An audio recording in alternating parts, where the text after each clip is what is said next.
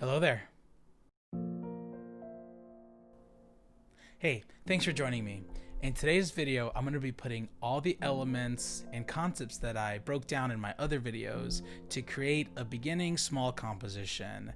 Now, I'm going to start with the motif, go into the phrase, and then choose either a sentence or a period, and so on and so forth. It's meant to be a small composition in order to practice. So let's just dive right in. All right, so the first thing we're going to start with is the motif. It's the smallest identifiable musical idea. It has repetition in rhythm or in kind of melodic idea.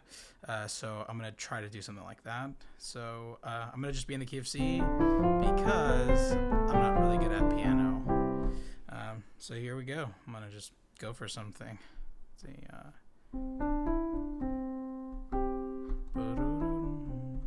I don't know. I don't really like that. I feel like I always start kind of somewhere here, so maybe somewhere here. I kind of want something a little bit more cheery, so like... No, that doesn't make sense. Oh. No.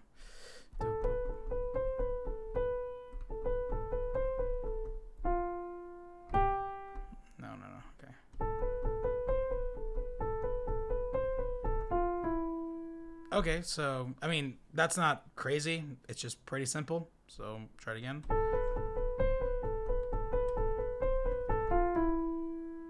Oh, all right, cool. I like that. And that's what our motif will be, this basic motif. I'm going to just do another pass. It's going down this way. I'm going to go up, I guess, to see if it makes out anything different. I don't really like that, so...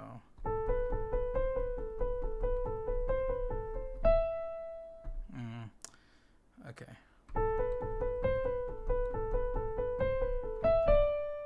Okay. I like that. Maybe one more. Okay. So.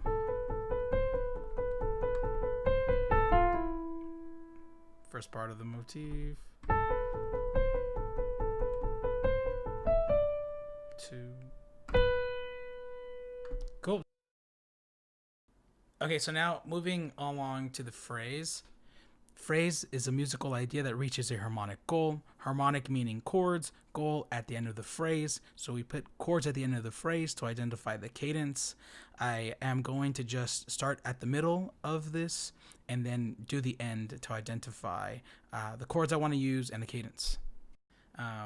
So we have this,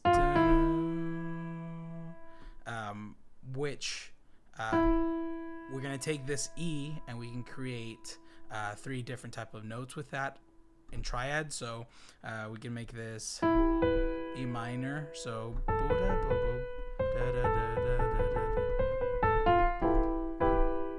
okay, I mean, that kind of sounds okay. I kind of wanted to be a little bit more lifting.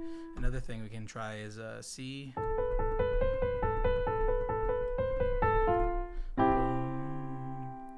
Okay, I like that.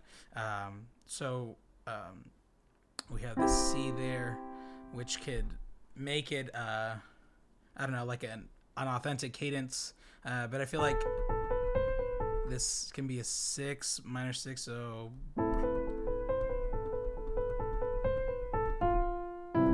And I kind of feels repetitive. So far, it doesn't sound like it's going to be an authentic cadence. Let's go with F, and then everything else will be a passing note. So let's see.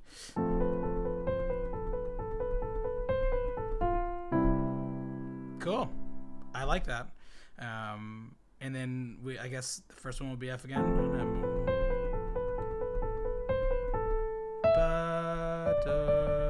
We can make this D minor. But it doesn't sound hopeful. I kind of want it to sound like this like rising hopeful thing is kind of what I'm thinking about. So let's see.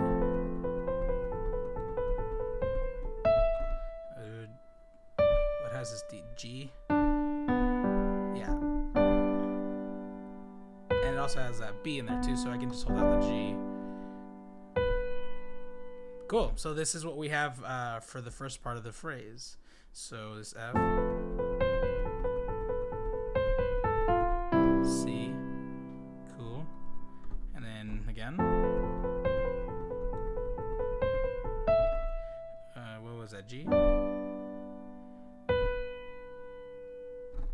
Cool.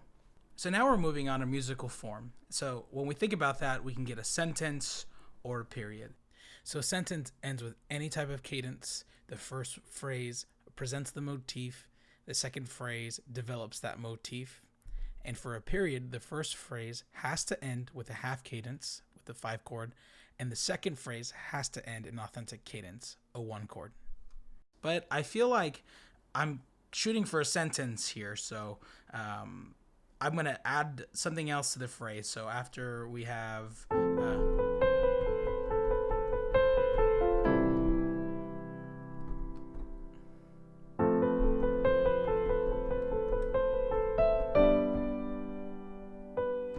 so this is the half cadence of the continuation phrase. Sorry, that's the presentation phrase, and then the continuation phrase was like and I'm hearing like some like rising, like something going up. So that kind of sounds weird. No, I don't really like that. Let's see. That kind of sounds fine. So let's see. So boom.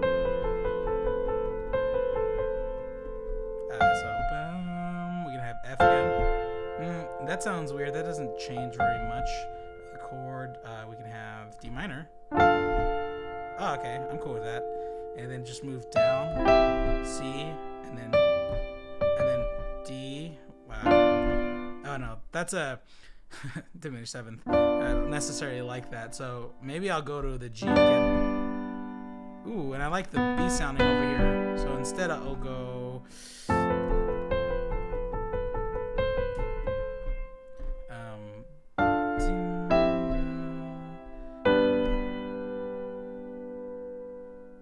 cool, and I feel like that's a sentence, so here we go with the presentation phrase.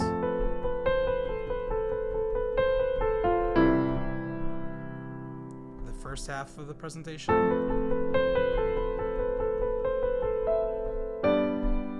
Second half. So that completes the presentation phrase, and now this is a continuation phrase. And then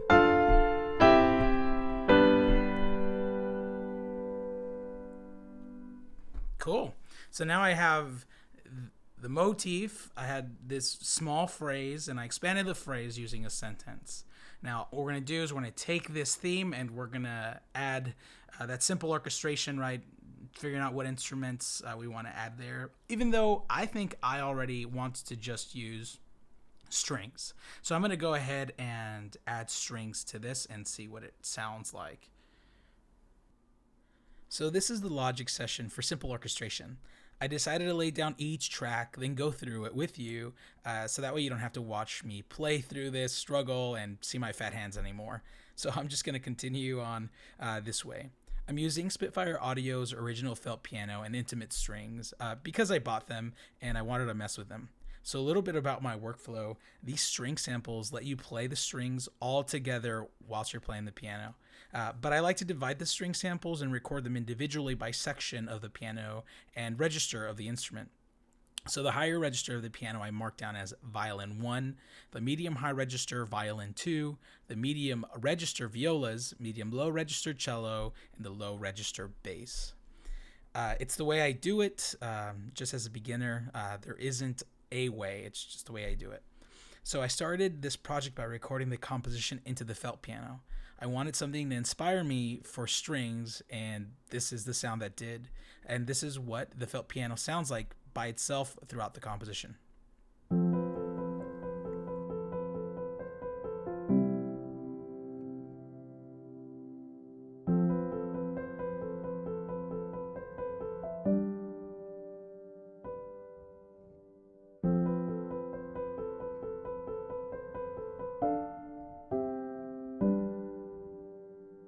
I really like how that sounded, so it gave me ideas for strings. I divided the strings into two sections of articulation. The top are longs, which in my mind are legato, and the bottom string sections are shorts. So in my mind, that's staccato articulation. Here's what the strings sound like by themselves.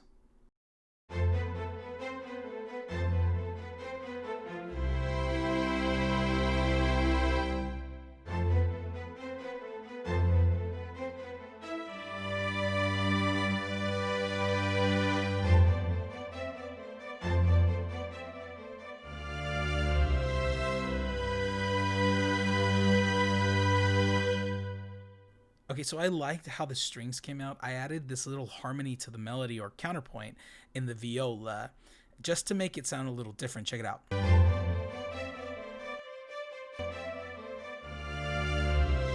I also felt like it needed the piano, so for my musical decoration, I decided to have the piano accompany the strings to finish the composition off, instead of using other types of samples. This is what the whole composition sounds like now.